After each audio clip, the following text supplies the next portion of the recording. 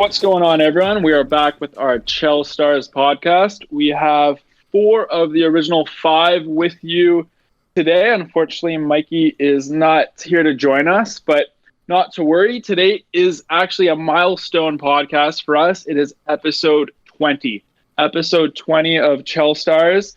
It has been an amazing past 6 months since we started last summer, and we are so happy to be continuing with our shows and blessing the listeners and the world with our amazing hockey conversations and takes. We've got a good show for you today. Going to touch on some recent news around the league. We're touch on the World Juniors. Go Canada.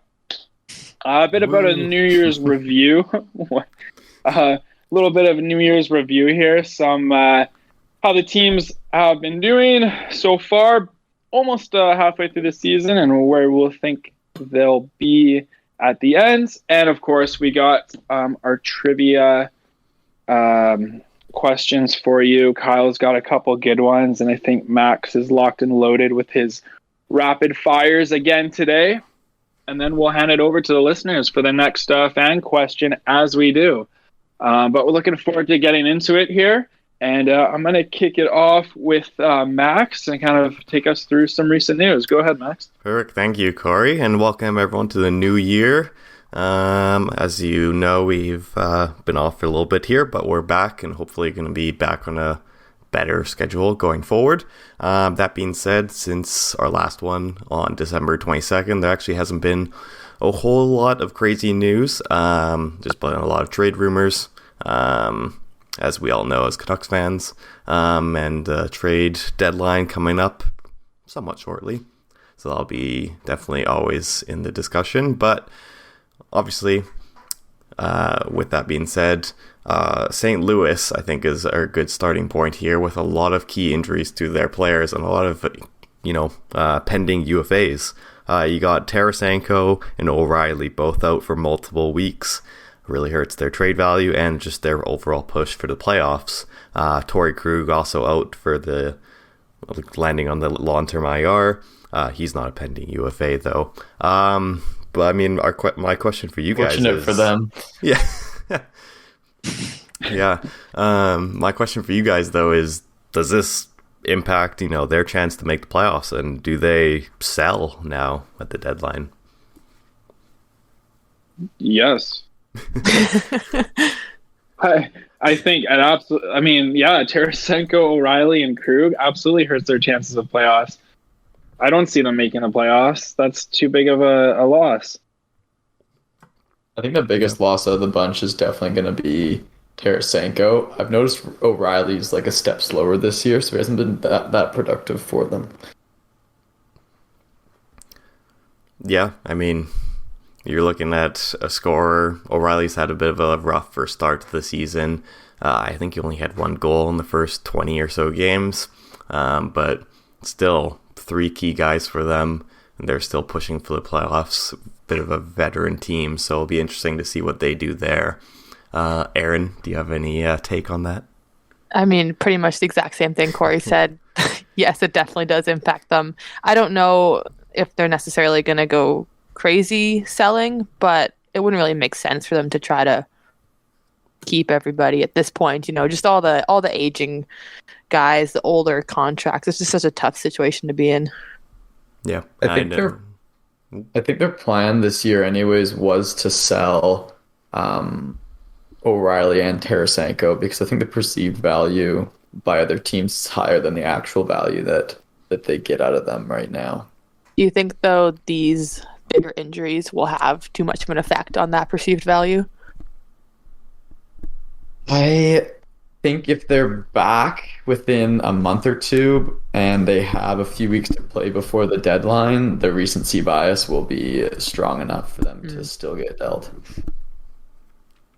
Yeah, that's fair. I know, Aaron, as well, you were particularly annoyed because you have Tarasenko on your fantasy team.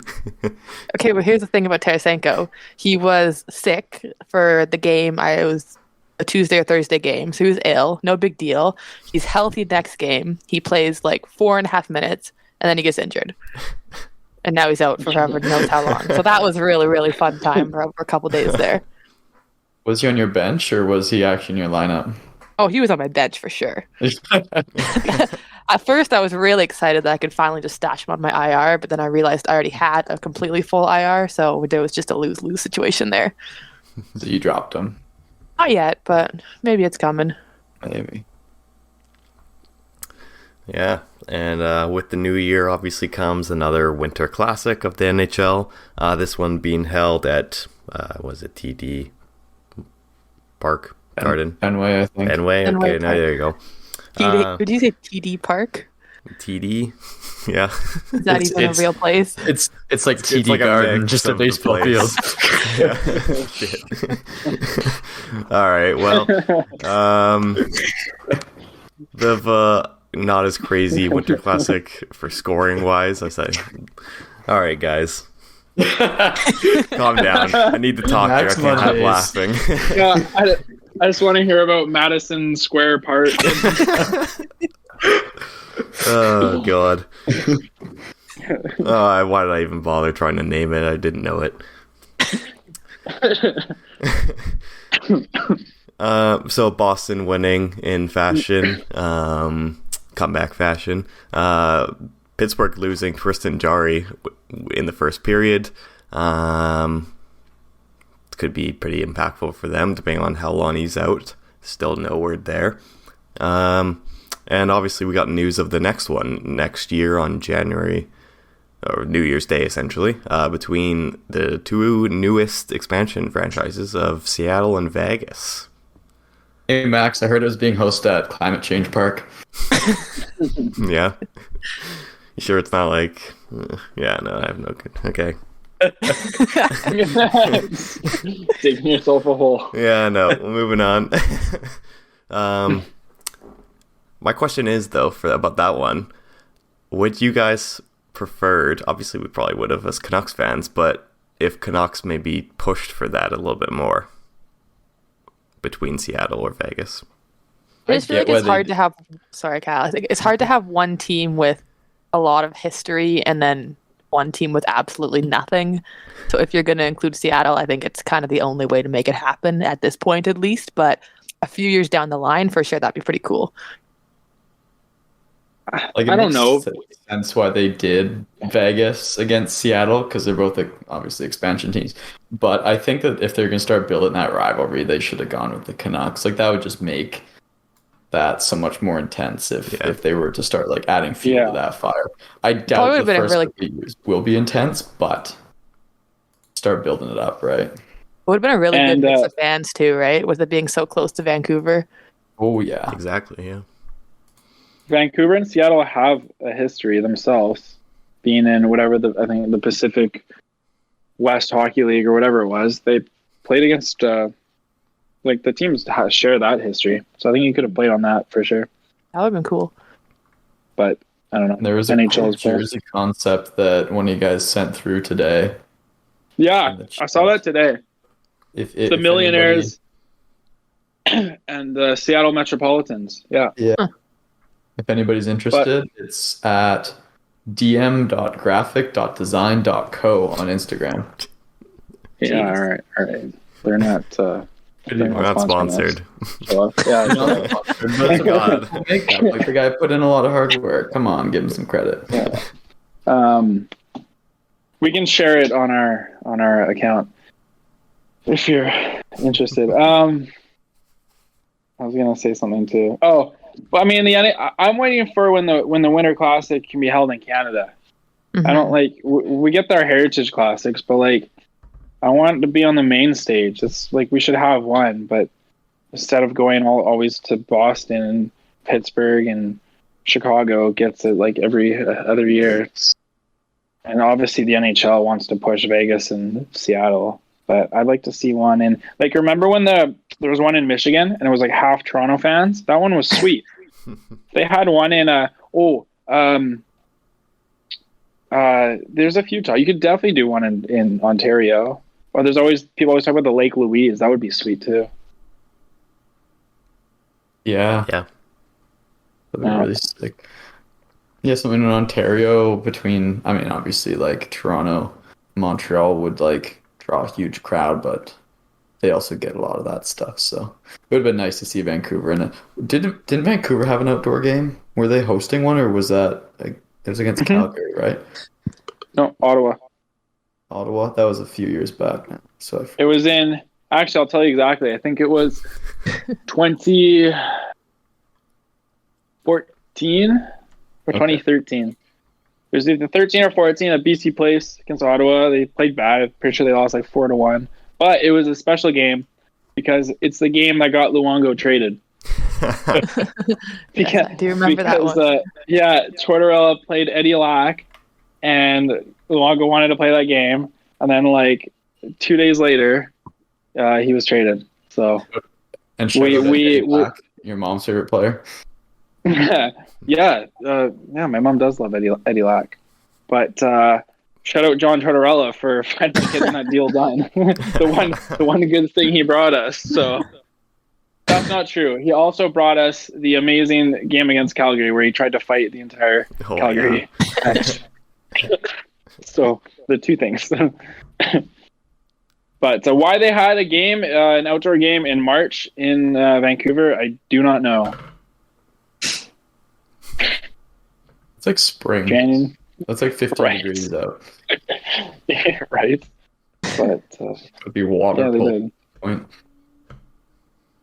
Pretty much. But yeah, I wasn't really interested in it this year because of Boston and Pittsburgh. I don't know. It didn't really seem to. It was also a Monday. It was like January 2nd. So I kind of forgot about it. Yeah, it was like the day after New Year's. It's kind of weird. And it was at like 11 in the morning. I didn't like that. That too, yeah. Is it not always at around that time? There's been a couple that have been more closer in the evening, but it's usually, I don't know, I feel like they usually do it on a weekend or on like a stat holiday or sometime when I actually get a chance to watch, not a Monday where I'm working, so. Which it was a stat holiday for most people, but. Yeah. Remember there a couple years where there was like 6 outdoor games a year or like 8 or something? The Stadium Series, all those. Yeah, they definitely overdid it for a little while. Yeah. They've kind of dialed back now, which is nice. Mm-hmm. All right. Well, last bit of news here until we can move on to some bigger ones going on. Detroit Red Wings yesterday waived Jacob Vrana, who I think no one saw that coming. But woke up today, no one claimed him. So a bit of interesting news there. Who knows what's going on behind the scenes because he did just come back from the player assistance program. Yeah, that's all I have to say about that. Sounds like people that follow Detroit more closely kind of saw that coming. Sounds like Fabry was coming off of the IR and they need to clear a roster spot, and Vrana just wasn't up to speed quite yet. So I think they were able to utilize his massive contract and the term left on there and the fact that nobody has cap space in order to get him down to the AHL for a few weeks to get his confidence up. Yeah, he was still just coming back, so he basically is going there for a longer loan period, conditioning stint, essentially. Yeah, exactly. So hope to see him back soon. Obviously, he's gone through some stuff, and hope that he gets back on his game real quick. Mm-hmm. So that does about it here. I will pass it off to Corey so we can talk about the World Juniors. Yeah, thanks, Max. Good game today. Canada beating USA 6-2 in the semifinals, and they're moving on to the finals against Czechia. It's been a good tournament. Haven't been able to watch every game, but I've either watched as much as I could or follow the highlights, and they've been fun to watch. I think what the best part about it for everyone is when watching Connor Bedard and how amazed we are at his performance in the tournament so far. So 6 games played, 9 goals, 14 assists for 23 points. And he's a plus 14. So the next leading scorer in the tournament is Logan Cooley, who is a great prospect in his own right. And he has 12 points, so half. So Bedard's double the next person. And yes, a lot of those points have come on games where they've been able to score a lot of goals and I would say run up the score a little bit, but that's been pretty common for a lot of these teams, especially USA as well. And that goal that he scored against Slovakia in the quarterfinals, overtime winner, pretty much doing it all himself. This, I think, is one of the most, it's definitely recently the most dominant performance by a skater that we've seen in the World Juniors. I can't think of, there's been some other close performances, but he's certainly been dominant. And I think we're wondering what we can expect from him right away. So the question for you guys is Bedard going to jump into the NHL next year and have an immediate impact? Is this guy going to be a point per game player? Is he going to be a 30-goal scorer? You know, we've seen some players struggle in the past. What's our confidence with Bedard? I'm going to throw it to Max. I'm going to throw it to you right away. Oh, geez. Thank you. You're welcome. Well, it's really hard to say because you never know with these top prospects. Obviously, Bedard seems to be really getting out there as like almost this top tier level, kind of McDavid level prospect. McDavid jumped in the NHL and pretty much dominated from the start. Point per game, over point per game in the second season. Bedard, a little smaller stature. I know the NHL is kind of starting to almost get away from the bigger kind of size guys, but he's still sitting at 5'10" and only 185. And he plays a very, big play driving game, heck of a shot. He pretty much has the whole package. I would say just from watching the Canada versus US game today, with him kind of getting almost targeted more from higher level competition, he didn't have the high level Bedard game that we've seen during this tournament. It wasn't a 4 or 5 point game. They needed other Canada, players to produce to win that game. So in the NHL, it'd be very interesting to see.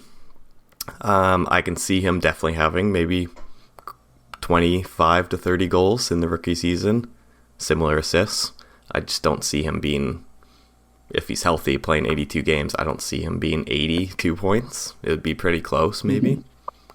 But you never know. He seems to be obviously producing everywhere he goes.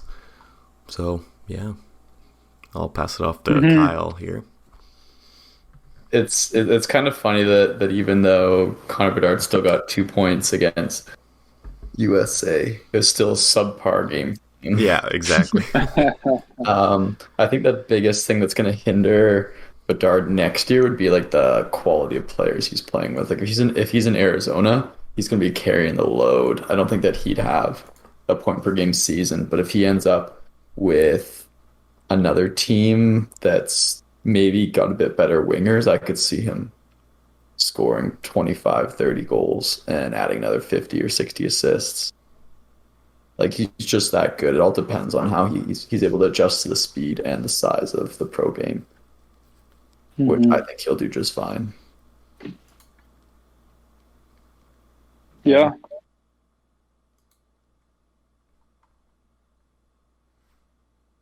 Aaron? Yeah, I mean, I can't say I have much different opinions than you guys. I definitely agree with you, Kyle. That's a really good point about him not necessarily maybe having the strongest players around him. And I think that's going to be something where we really see how much him specifically being targeted by his opponents will hinder him. Like we kind of saw a little bit today.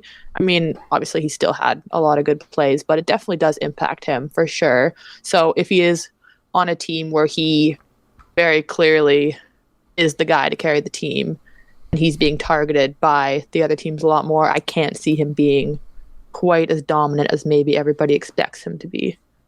If he's able to get on a team like San Jose or Columbus, then he's going to be surrounded by some better players. Like if he gets on San Jose and he's playing with like Hurdle and Timo Meier, or even playing second line minutes, he's going to have so much more opportunities than if he gets drafted by a team like Chicago, where he is going to be like target number one for their opponents. Yeah, totally. Yeah. Yeah. Corey. Yeah, I think agree with everyone's points there. I think he's his skill set is unique, and he's got a great shot. He's not as fast as McDavid, but he's got speed. He's got stick handling. I think for 18-year-olds that make the league in their first year, it is tough. It's rare that you get even a point per game like kind of McDavid or Crosby. Like that's pretty rare, and those guys are obviously generational players. I think of like even if you look at someone like Jack Hughes, it's a few years. The one that stands out is Matthews, who had a great rookie year. And I think about when he went to play in Switzerland, his final junior year, playing against men, and I think that was incredibly beneficial for him, and he was able to adjust to the NHL very well. So I think that'll be with Bedard. It'll be an adjustment period for sure. And he is a little bit shorter, 5'10", so playing against 200, 220 plus big men in the NHL will be a bit different for him. But I'm excited to see what he does. I think looking at this guy, I think he looks to be like a future star, I would say. Yeah, maybe not right away, but it looks to be that way. So I'm excited for him. Nice to see a good guy from BC, North Vancouver. So it's just fun, exciting to watch. And he's been amazing in this tournament. So maybe he'll be playing at home for you guys. That'd be fun. Oh boy. Sell out a few buildings. Can only wish. Perfect. Next up, we're going to be talking about our news review. So each of us have come up with a quick prediction on which current playoff team we think are going to slip up a bit and miss the playoffs. And then we'll talk about which non-playoff teams we think will make a strong push for a playoff spot at the end of the season. Each of us have come up with a team, so we're going to discuss that a little bit. Max, we'll start with you on your playoff team to miss. Oh, man. Well, this one's really tough, as it is for both of these questions. I'm immediately looking towards the East. It's a bit of a bloodbath over there right now. There's a lot of teams that easily have the talent to make the playoffs. There's a lot that currently are in the playoffs that you would think would stay there, but not everyone does, unfortunately. And I think right now that team that currently is in a spot is the Islanders. I just don't know how I feel about this team. They did just destroy the Canucks, but that's the Canucks. So, I don't know. Just something about this team. I feel like Sorokin is carrying them more than they think, or at least what it looks like. He's playing out of his mind right now. And I feel like just the 5-on-5 play and just overall special teams aren't going to be sufficient enough to carry them with teams that are behind them. And we can get into that. I don't want to spoil any teams. So that's my pick. Nice. Corey, what do you think? What's your pick? Yeah. I was trying to look at... I was looking in the East. I thought maybe the Islanders as well, but Max got that before me. So I'm going to go with Washington. Washington, yeah. I don't know. they're kind of older. Washington's just focused on Ovechkin and goal scoring. So I don't know if they're really like, well, I don't have to know. It's pretty evident that playoffs are kind of like a bonus for them. Right now, their prerogative is get OV goals. And yeah, be a good team, be a fun team to watch, be a competitive team, and sure, make the playoffs. Or Ovechkin gets more playoff goals then as well. But I don't know, I'll pick Washington. I think they're like, I had them out of the playoffs to start the year just because they're kind of older, past their prime. So I'll stick with Washington. Good. Aaron? Yeah, so I went into the West, and my pick is Calgary. Currently in a wild card position, but just looking at the way the Pacific is going right now, I kind of feel like Edmonton's going to make a strong push over Calgary. And then you look at the teams right now in the West that are missing out on those wild card spots. We'll get to some of those in a little bit, but I just feel like when you look at those teams, they just seem overall a lot stronger contender-wise than Calgary is. Calgary's just kind of been middle of the pack, kind of average good, but just, in my opinion, not quite good enough to beat some of the stronger competition coming out of the West here. I have Markstrom in 2 of my leagues, and I'm thoroughly disappointed. Not quite as good as he was for me last year. Absolutely not. He's shitting the bed, which goaltending is hot and cold, but yeah, you're definitely onto something there, of course. I'll get to my pick for a playoff team to miss. Mine is going to be Seattle, even though they are third in the division right now. I think that their goaltending is going to implode. They haven't gotten good goaltending this year. Martin Jones has been clutch at times, but he still has a sub 900 save percentage. And Philip Grubauer is just Philip Grubauer. So I think the goaltending is going to do them in. We'll find out if their defense and their forward depth can keep them in it, but I think that they will be missing. Next up, we're going to be talking about non-playoff teams to squeak into the playoffs. Max, I'll throw it over to you for probably the best choice here. Well, I think I snagged this one before anyone else chose them, and I think it's the easiest to answer, and that's Colorado. As crazy it is, they aren't in a playoff spot right now, but they've been absolutely murdered by injuries, as they usually are. And, with them getting healthy and with just the caliber of team they have, there's no way they don't miss. So that's my pick. I don't think I need to argue it much more. That's fair. Yeah, we got McKinnon back the other day. Landeskog, it still sounds like he's going to be a ways away before he joins the team. Same with Bowen Byram. But Nichushkin should be back. I don't know. Hopefully soon as well. I hear he's skating again. Same with Josh Manson. So it's slowly coming back together, but it's been a rough stretch here as of late. Corey, what's your non-playoff team that's going to squeak in? Yeah, with Washington out in the East, Buffalo will squeak in. They have their own version of Ovechkin. His name is Tage Thompson. This guy is sick. He's scoring a ton of goals. He's been a beast. And I think their team is kind of figuring out how to play together. They got some good chemistry going. Obviously, Dahlin is good. Jeff Skinner remembered that he was good. And I think their team is gelling. So as long as they can keep some goaltending up, I think they could squeak in there and bump one of these bubble teams out. If Skinner's good this year, don't draft him in fantasy next year because he's gonna have a bad season. He's consistently good every second year.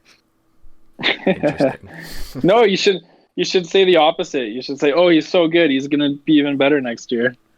Yeah, Max, he's going to be even better next year. You should definitely draft him. There you go. Aaron, who do you got?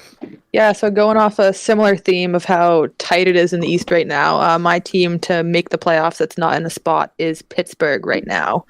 And I think just purely because of how tight the race is, a team like Pittsburgh that has such a history together, they have such good chemistry already for so many years, and they have all that experience, I feel like they're going to be a team that can sort of make that last-ditch push to kind of overcome some of these teams that are a little bit shakier. Yeah, definitely. Experience You can never count a team with Crosby out. Very true. Except I did at the start of the year. Yeah, you really did. Yeah. Crosby's holding strong. He's having a decent season. He's had a slow stretch lately, but yeah. Lastly, for myself, the non-playoff team that I think will make it, I think Florida's going to go on a run. I'm really hoping that they can kind of hold together. Like, obviously, they're a super deep team. They got Barkov, Bennett, and Anton Lundell down the middle. Super exciting there. Hoping that their goaltending can come together and figure it out for them. Bobrovsky had a great season last season. Spencer Knight had a great season last season, and now both of them are shitting the bed. So, is that the problem? Like, what Florida won the President's Trophy last year. As far as I know, Matt Tkachuk is having a great year. Is that goaltending the problem with Florida? What's going on over there? I think it's goaltending and just secondary scoring is just being a bit streaky. Reinhardt had a good stretch there where he was doing pretty good, but I think he's quieted down again. I think injuries, too, had a lot to do with it, because Ekblad was injured for a little bit, right? Oh, yeah, he's barely played this year. He's had two injuries. And two other players that haven't played at all either, Patrick Hornqvist and Anthony Duclair as well. You add those guys into your top 9, and that'll push some of these other players down the lineup a little bit. And I think their defense is actually doing better than I anticipated this year. Brandon Montour stepped up big time. I haven't been following Gustav Forsling. I don't know if either of you guys have been. Gudas has been a bit more quiet, but yeah, I think it's mostly the goaltending and some injuries. So it's yeah, I mean, if Florida doesn't make the playoffs, that's a huge disappointment. It's also interesting if Florida and Calgary have both been pretty unremarkable so far. Just kind of on the bubble, in and out of the playoffs, it seems, for the whole year so far. After that huge trade that was supposed to make both teams better.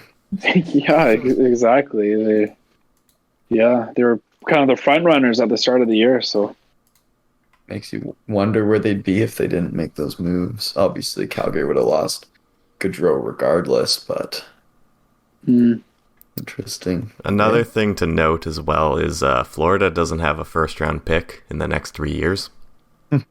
The next 2 after this one coming up is top 10 protected, but this one coming up is not, and Montreal has it.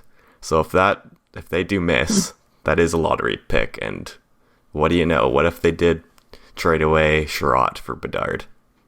That would be one of the worst trades of all time. The worst trade deal in history of trade deals. That would be bad. Yeah. So they're really hoping to make the playoffs, that's for sure. I really hope now I really hope that Florida misses That's so mean. and Montreal gets Bedard for Chiarot. That would be like the greatest storyline for the next 20 years. Like, you traded this bottom 6 defenseman for Connor Bedard. Oh. Yeah. That would be Anyways, that's all I got for that. Anything else to add? I think we touched base on everything we were meant to. I think we're good. Cool. Yep. Awesome. We'll swing into the trivia. That's my favorite segment. Max, do you want to go first, or do you want me to go first? I got a couple prepared here.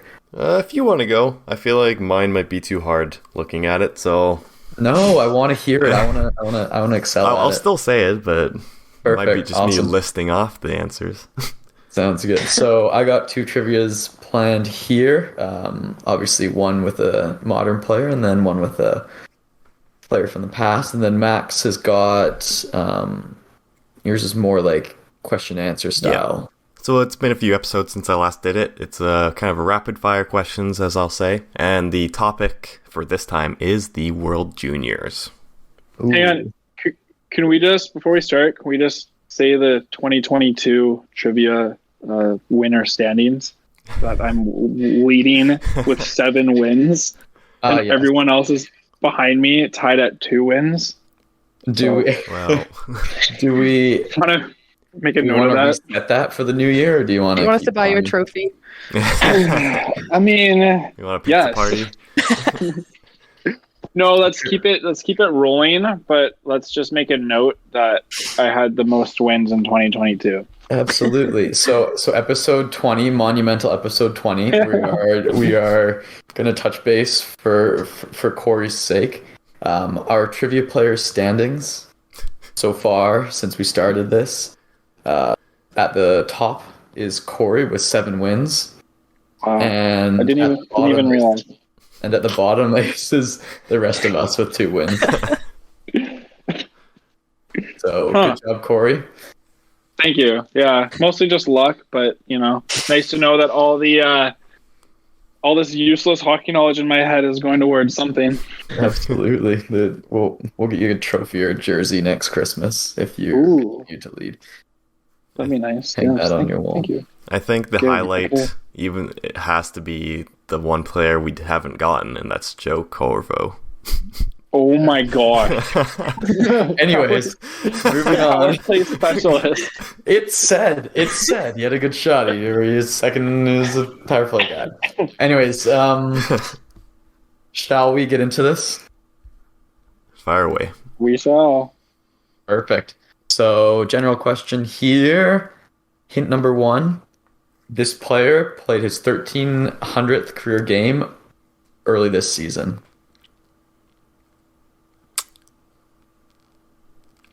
Oh, I think I got it. Shit. Okay. Second hint. Wait, Max, Aaron, do either of you guys remember seeing this? I have too many guesses. Yeah, not yet.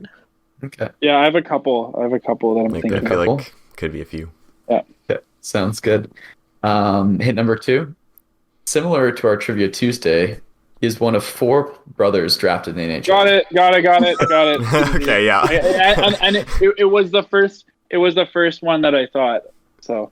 Oh, it was? Damn. Nice. Okay. Do you have it too, Max? Yeah, I do now. My first guess was wrong. So Corey would have beaten me. Aaron, any guesses? I want you to get this one. I have not a solid guess, no. Okay. Hopefully this next couple of hints will help you out. Hint number 3, his best season would come in the 2005-2006 year, where he achieved career highs in goals, assists, points in only his second season. He would also win the Stanley Cup that year too.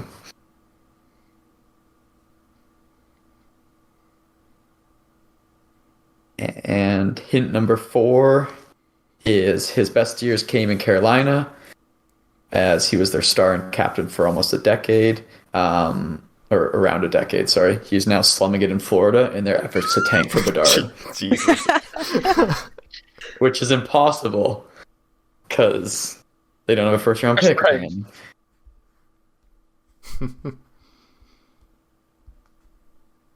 Hey, Corey, who is it? It is Eric Stahl for Florida Panthers. That is correct. Aaron, did you have an inkling on that at all? You know what? I couldn't decide which brother it was. I was so split between Eric and Jordan. Hey, but you're on the right track. That's awesome. I was. At least I knew the brothers this time. Mm-hmm. That's awesome. Yeah, you knew there was 4 of them. Who's the 4th one? Don't make me name them all.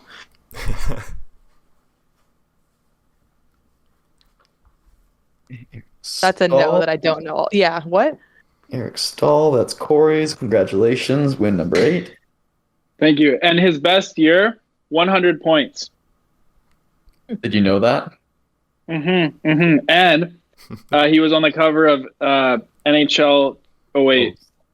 Was it 08 or oh no, Ovi was 07. You're right. 08. Yeah, it was Who on 08. the cover of NHL 09? Who was on 09? Wasn't that Kane? I thought it was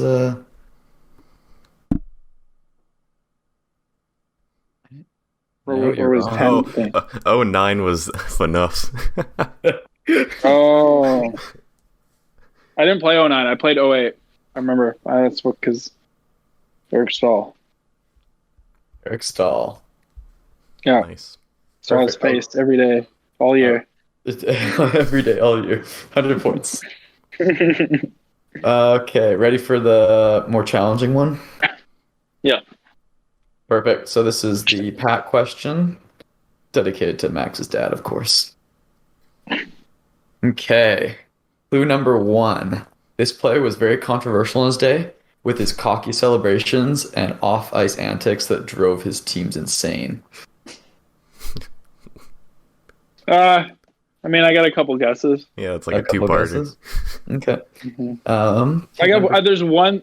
There's one that I'm gonna pick as my guess right now. Okay, locking it in. Yeah. In number 2, he was drafted by Montreal, later got traded to Dallas. He then spent time with Washington, Phoenix, and Nashville. He was of Portuguese descent. Oh, I got it. Is that your first? 100%. I got it. Still off the first one? No, new one. But right now, I got it.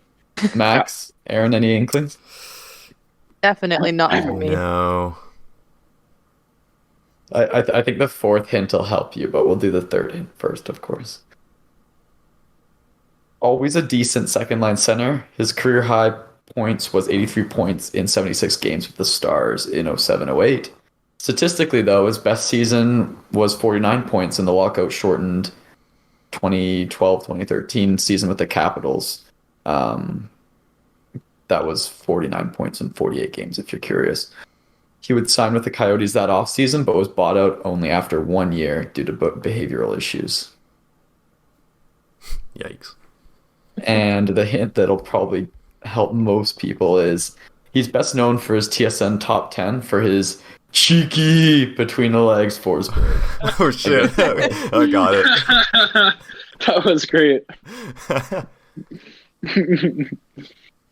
Max, you got. Yeah. Who you got? Or Corey, do you want to give yours? Oh, I know Corey's right. So Okay, well, mine it's Mike Ribeiro. Mike Ribeiro. Correctamundo. I've seen that clip lots. I loved Mike Ribeiro. I liked him. He was a fun player to watch. And yeah, of course he had some nice shootout goals. The cheeky, yeah. Yeah. And then he puts his finger like he's like shh to the crowd after he does that. And he had the announcer like cheeky. Yeah. Yeah, it was good. Yeah, Dallas. He was good on Dallas. He was awesome on Dallas, and he was really good on Washington too, but I don't think they had the cap room for him. Yeah. And then he just imploded in Arizona. He signed a huge contract with them though, and I think tough place to play, I guess. You're used to playing. I guess he's used to playing in Dallas, but I think he spent a lot of time like playing power play with Ovechkin and Backstrom when he was on the Capitals. I think I had him on my GM mode when I was playing NHL 08 with Eric Stahl on the cover. Just doing between the legs Forsbergs against. Who was the goalie that he scored on? Hold on, Max. While I get prepared, I'm gonna look that up. All right. Would have to be some... Well, hold on. Tell me the team, and I'll try and guess the goalie. LA. What year? 2011. Quick? Can't be quick. Martin Jones? Cheeky. Bernier? Jonathan Bernier. Oh, it could have been Bernier. Here, let me just look at the LA Kings 2011 roster. Sorry, guys. Give me 1 sec. So your guess is Bernier for the goalie? I guess Quick was on that roster, but it wasn't him. It must have been... I think it was Bernier. Yeah? I think so. They don't have the goalie numbers, which is frustrating. You have to look at a different...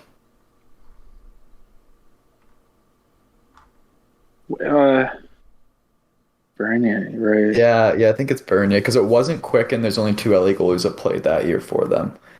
Okay. Number 31. Why doesn't any website have the jersey numbers? NHL reference? No, Bernier was 45.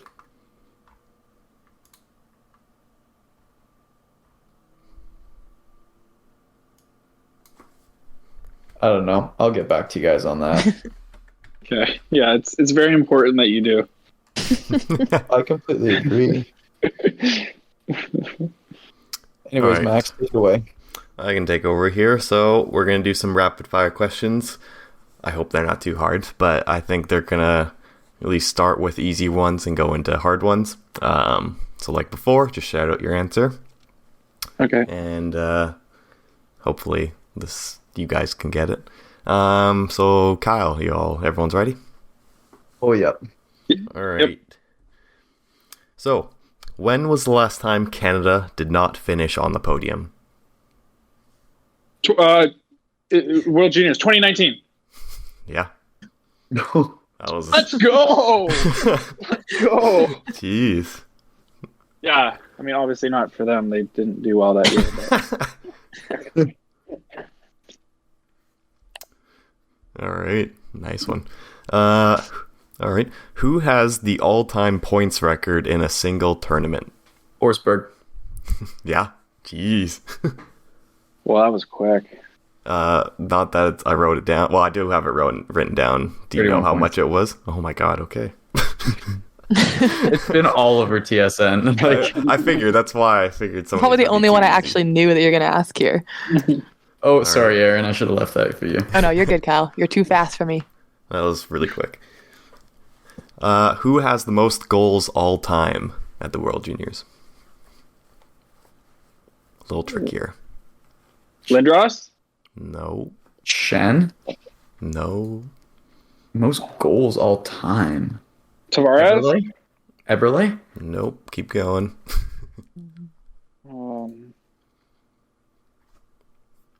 Why? I should know this. Stamkos?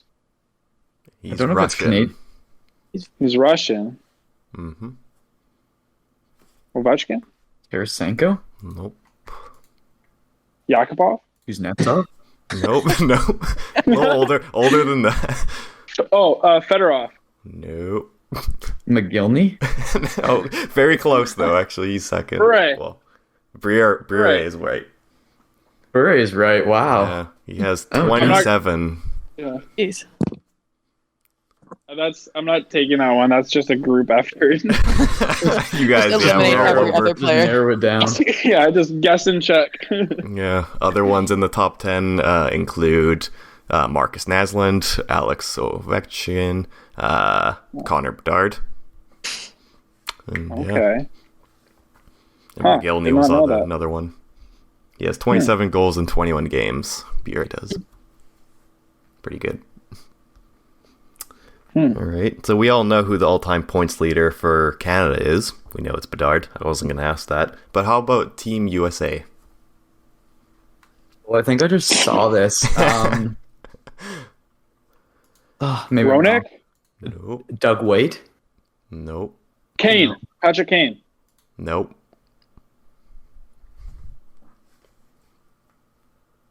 Oh, Pretty. no. I didn't. One of them's. I'll say it is a tie. One of them's very current. The other Matthews. one. No. I didn't hear Kyle's guess. Heller? No. Kachuk. Nope. Wowzers. It's like 2 World Juniors ago, I think. Zegras. Yes. He is one of Oh, them. wow. I don't think you're getting the other one, so I'm just going to say it. It's Jordan Schroeder. No way. Was he a Canucks prospect at one point? Yeah, I he would was. not know. Wow, the Canucks are... yeah, he was. He was a first-round pick for the Canucks in 2007 or 8 or 9 or something like that. 2009. He was a 22nd pick. Yeah.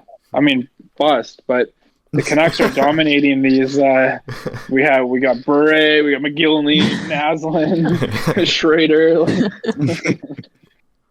Exactly when it matters, before they're on your team. Yeah, exactly. Cool. Yeah, so pretty close list for them. You got Roenick as well in there. Logan Cooley is almost in the top 10. Oh, Corey, the goalie for that Ribeiro goal, Jason LaBarbera. Okay. Another Canucks legend. Dominating. He was the Sandman. That was his nickname. Why? He had. Air? I think he loved Metallica, and so he liked like Sandman, and then he had it like painted on his mask, like the Sandman, like the kind of like the ghost story kind of thing. Okay, I see it. Yeah. Yeah. So, Sorry, where were you, Max? I got distracted. Well, we're all good. We just finished that one, so I got a few more. They're a little tougher. Pretty steep incline. This one, let's see if you guys know this. Who is the all-time points leader for goaltenders? points. What? Who? Is it the Czech goalie that's playing right now? Because he has like 4 assists in a game or something. Do you know his name? No. Fuck no. Am I right? You are correct, actually, yeah. Wow. Oh wow. You are correct. Wow. He has 4 points in 5 games played this tournament, Wow. and he is the all-time leader for all goalies with points. With 4 points? With 4 points. There's a lot of okay. goalies with 2. None of them have 3. Wow. So, pretty interesting fact. I thought that could be a really hard question, but if you've been paying attention, you would know he has a lot of points. So, all time, he did play also 5 games played last World Juniors. He had 0 points, but all time, still the He's leader. been practicing. He's been practicing his assists. He's gonna be on the list, like when teams play against each other, and they're like top point getters on the other team. And I was gonna be like, we gotta stay on this guy. He's got almost as many points as Shane Wright does. Jeez. Yeah, offensive threat. Also, Alright. shout out to the Slovakian goalie too. He was unreal. It was crazy, yeah. Yeah. There's some. I bet he'll be drafted this year. That should be good for him. All right. Next question. Who has the most shutouts all time? Justin Pogge. That's a good guess, actually. I think he was second. Wow. Carter Hart, No. It's Carey Price. You'll most likely need help, so I will say it is a Canucks legend. Take that as you will. Andrew Raycroft, No. Corey Schneider. Very current. Demko. Nope. DiPietro. No. No. I think he had 2 points, though, and I I looked. know. Wow, he's climbing on the list. Current Canucks legend. I mean, he may or Like may not super be on the current? same team, the okay. Canucks right now, but he recently was. Markstrom? Markstrom. Nope. Jinx. What? Think true Not Canuck sure. legends. I may be joking when I say that. If you say Luongo, No, it's more current. I believe he is Slovakian.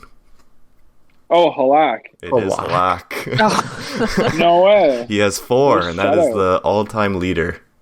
Wow. Well, he must have played 3 tournaments then, or something. Two tournaments.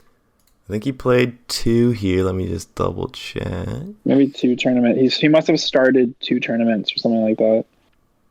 I believe, yeah. 4 shutouts. 4 shutouts, and yep, that leads it. Oh, That's Yeah. insane, actually. Surprisingly, yeah. Yeah, surprising. Such a small sample size. Yeah.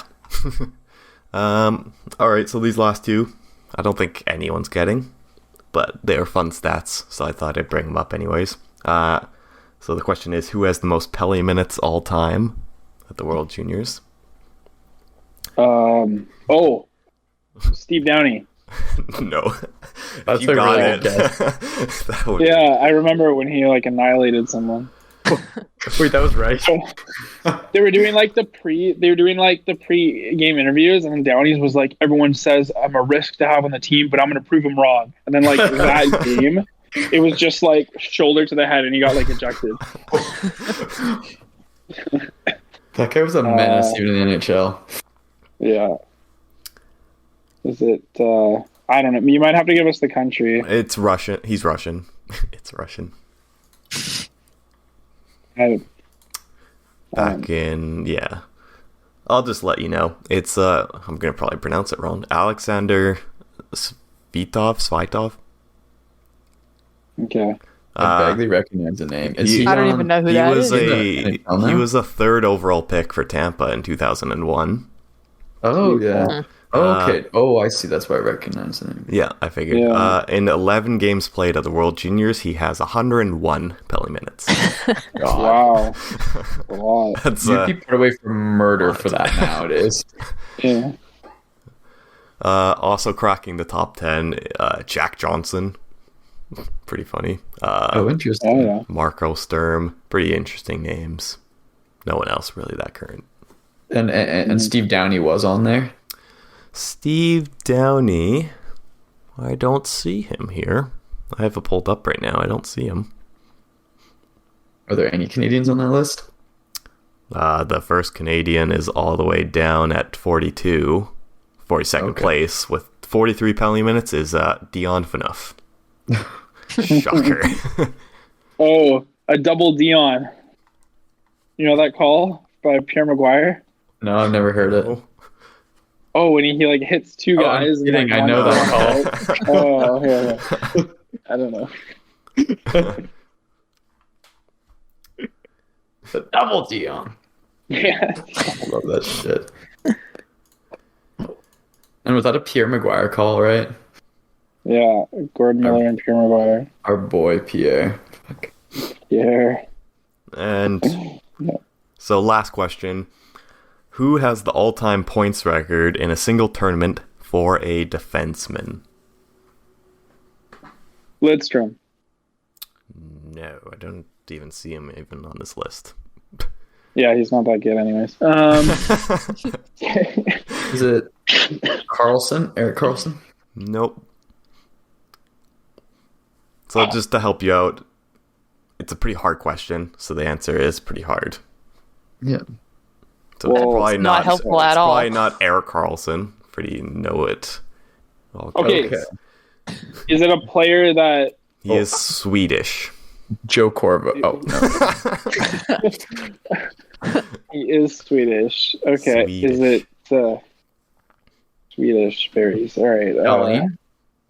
No. Oh. Are they like an active player?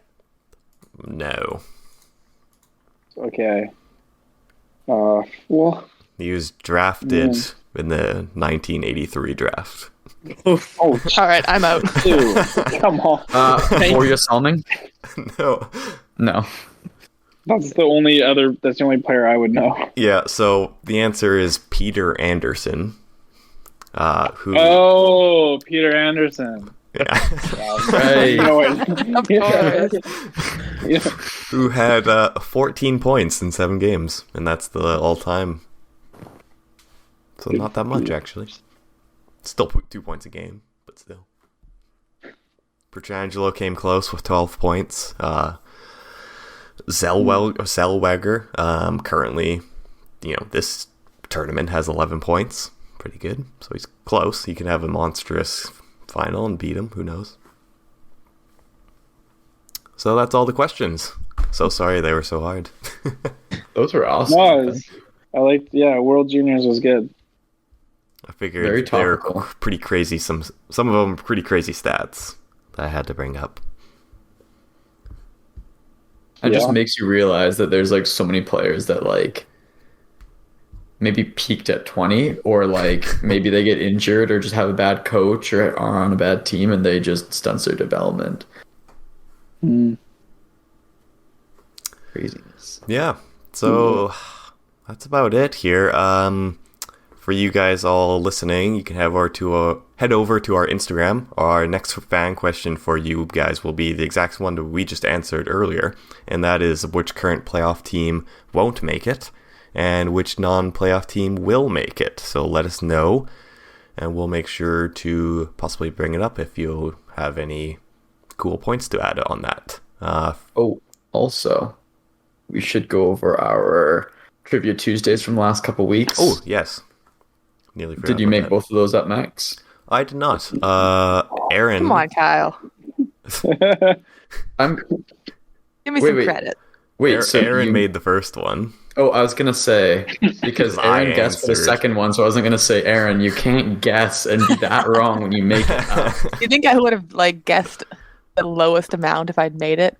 Definitely would have pretended I did better. Plus the Semenko one was so long ago, I just forgot who might have done it. So sorry, Aaron. Great job on the Semenko one. Thank you. That was a good one. That was a really good one. I really like the hints on that one too. That is definitely somebody that has a lot of interesting facts in their career. It was very hard to narrow it down. I think anybody that goes by Cement Head on the ice is going to have a lot of interesting facts about his career. And then, I made the most recent one, that being PK Subban. Which was awesome as well. Tried to trip you all with the first hint, with it being a rookie Montreal defenseman, and they obviously go way back. Yeah, I mean, I was definitely not, like me and Corey were kind of discussing before the podcast, like I think we both got it in about 20, 25 seconds. They've had so many rookie defensemen, so you start thinking about like way back, but you realize very quickly that it's not going to be like Doug Harvey or like someone like that. So yeah, so great job on those hints, and follow us on Instagram so you can see our next one coming out Tuesday. Hence the name Trivia Tuesday. It's revolutionary, really. Also, it starts with the same letter, so it's got a nice ring to it. Trivia Tuesday. Whatever they call that. Is that an onomatopoeia? No. That is not. No, God. Hey, then what is alliteration? I'm trying to think of alliteration? Thank you. Alliteration. I did poetry in like all through school. Onomatopoeia. Onomatopoeia is like words that sound like. Oh no! Now I'm embarrassing sounds? myself. Like boom. It's like boom. Some bang. English majors here. Yeah. Okay, I Like a double D on. I thought that was a hyperbole. What's a hyperbole? Oh God. Oh my goodness. That's a gross exaggeration. Like this. Like my this Joe scene. Corbo fact. Yeah, Yes. perfect. Dude, you can't pull up. The thing is, I feel like you were pulling up elite prospect is different from their NHL performance. You know what I mean? Yeah. Like my roller hockey bio would be a great point per game all around player, but that wouldn't be my NHL bio. Okay, fair enough. So it's like a junior bio, like a minor league bio. Yes. Like Exactly. dominant in every facet of the game. You're going up to like gold league or platinum league or whatever. Exactly. Like I'm currently looking up Nail Yakupov's elite prospect bio. just to see. Well, he was a gifted sniper and great all-around player. Yeah.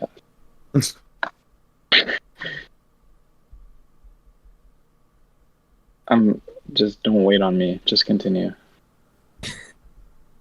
Well, our next thing's the outro, so we Yes. technically are. Oh. It doesn't say anything. It doesn't have. I don't know. Doesn't have anything? I'm on Elite Prospects. It just has a Because he stats. did nothing in the NHL. Didn't people hate him before he was drafted?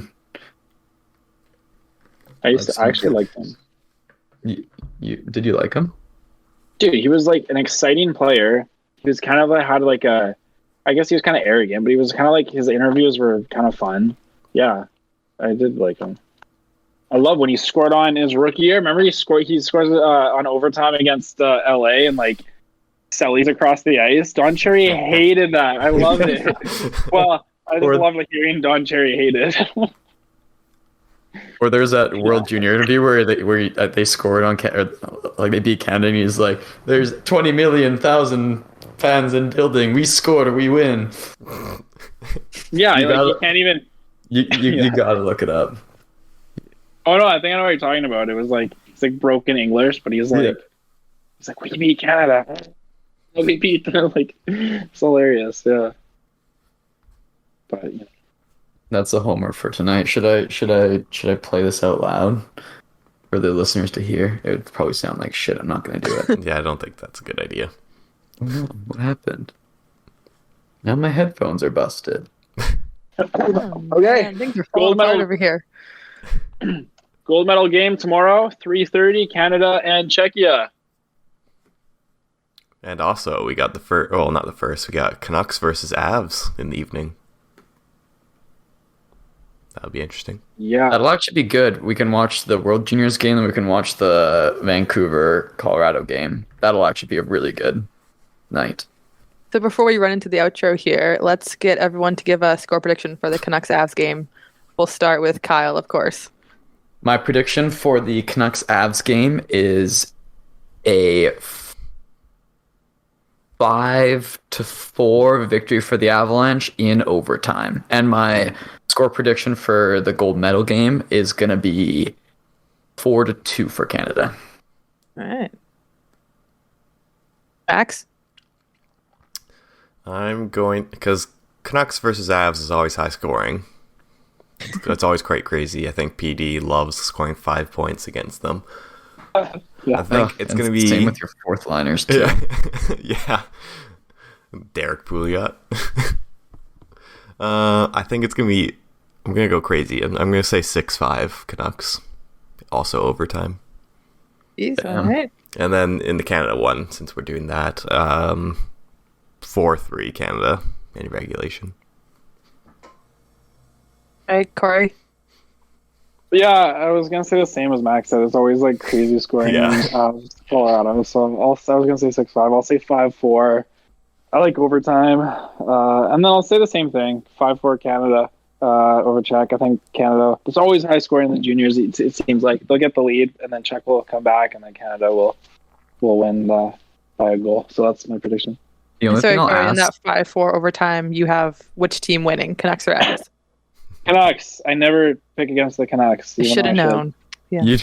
You'd be losing a lot of money if you were a gambler. Yeah. It's all right.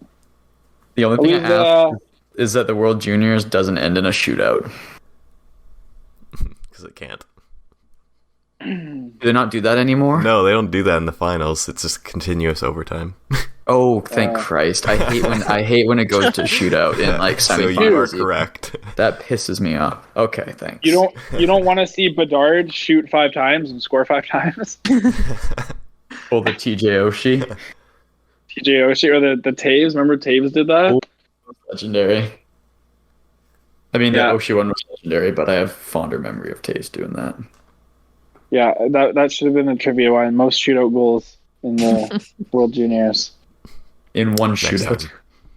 In one shootout. One shootout. Consecutive shootout goals. Yeah. Aaron, what's your predictions?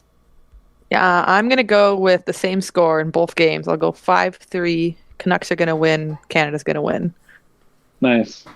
Nice. I like it. All right. Well, any final thoughts before we say goodbye tonight? That's a 20th hard no. episode. Yeah. It's gone fast, hasn't it?